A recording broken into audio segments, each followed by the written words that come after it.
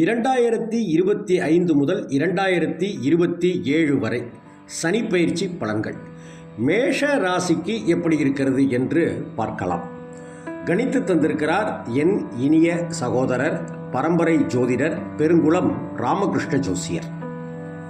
மேஷ ராசி நட்புக்கும் பாசத்திற்கும் முக்கியத்துவம் அளிக்கின்ற மேஷராசி அன்பர்களே, நீங்கள் எல்லோரையும் எளிதில் நம்புபவர்கள், மனித நேயம் அதிகம் கொண்டவர்கள், உழைப்புக்கு முக்கியத்துவம் கொடுப்பவர்கள்.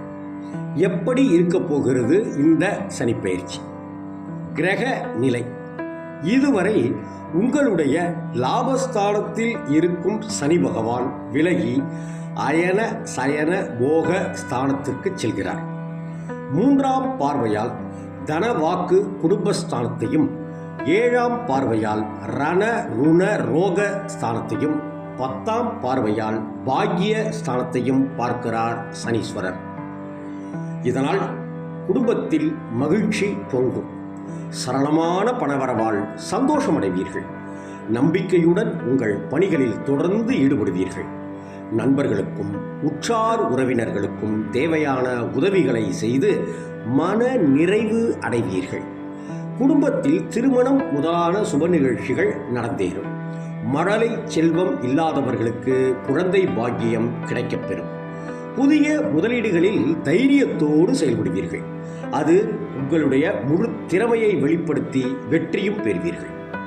பழைய கடன்கள் வசூலாகும். உங்கள் எதிரிகளுடைய பலம் என்பது படிப்படியாக குறையத் தொடங்கும். வீடு வாகனம் வாங்குகின்ற யோகம் மேஷராசிக்காரர்களுக்கு உண்டு. தர்ம காரியங்களிலும் ஈடுபடுவீர்கள். மன அழுத்தம் இதுவரை இருந்து வந்த நிலை என்பது மறையும். சிந்தனையில் ஒரு புதிய தெளிவு பிறக்கும். சகோதர சகோதரிகள் மற்றும் நண்பர்கள் மூலமாக நன்மைகள் பெறுவீர்கள். புதிய சொத்துக்களை வாங்குவீர்கள். ஆன்மீக பெரியோர்களை சந்தித்து அவர்களுடைய ஆசிகளை பெறுவீர்கள். உங்களுடைய தோற்றத்தில் ஒரு புதிய பொலிவு உண்டாவதை உணர்வார்கள் எல்லோரும்.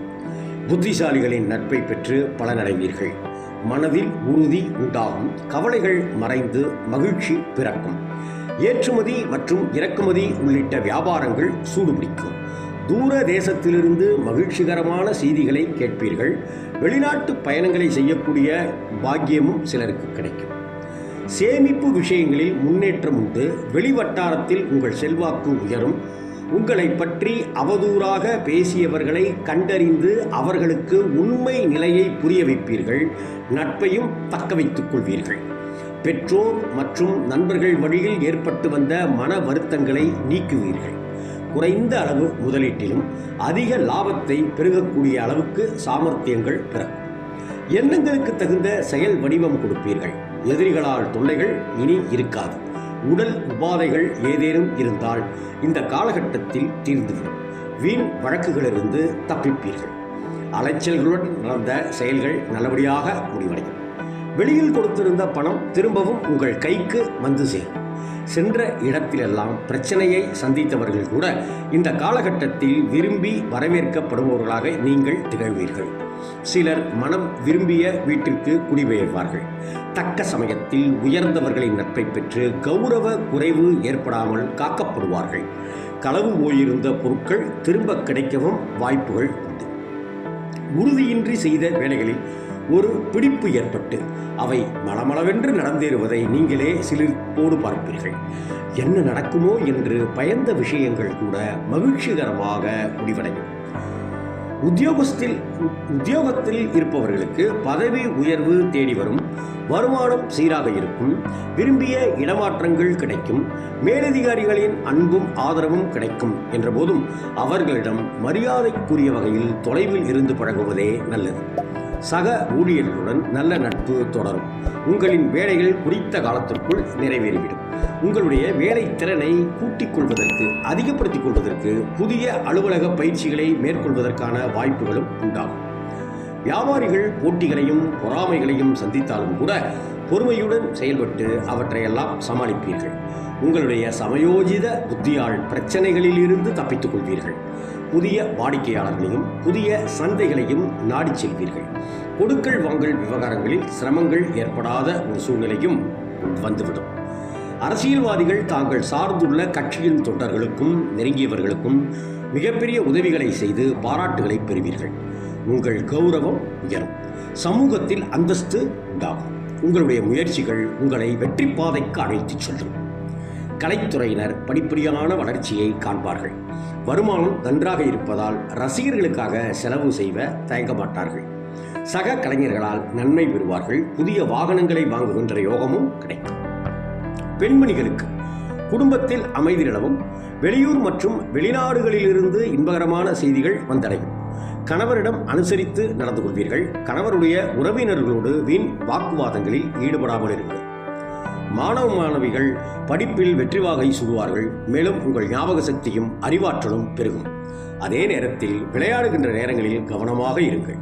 பெற்றோர்களின் ஆதரவுடன் உங்களுடைய எதிர்கால கல்வி திட்டங்களை செவ்வனே நிறைவேற்றிக் கொள்வீர்கள். அஸ்வினி நட்சத்திரம்.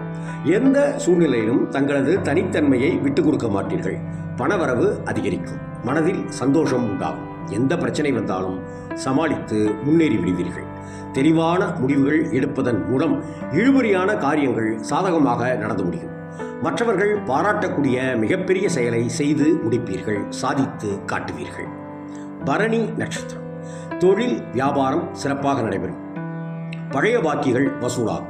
புதிய ஆர்டர்கள் கிடைக்கப்படும். முக்கிய நபர்களுடைய ஆதரவும் கிடைக்கும்.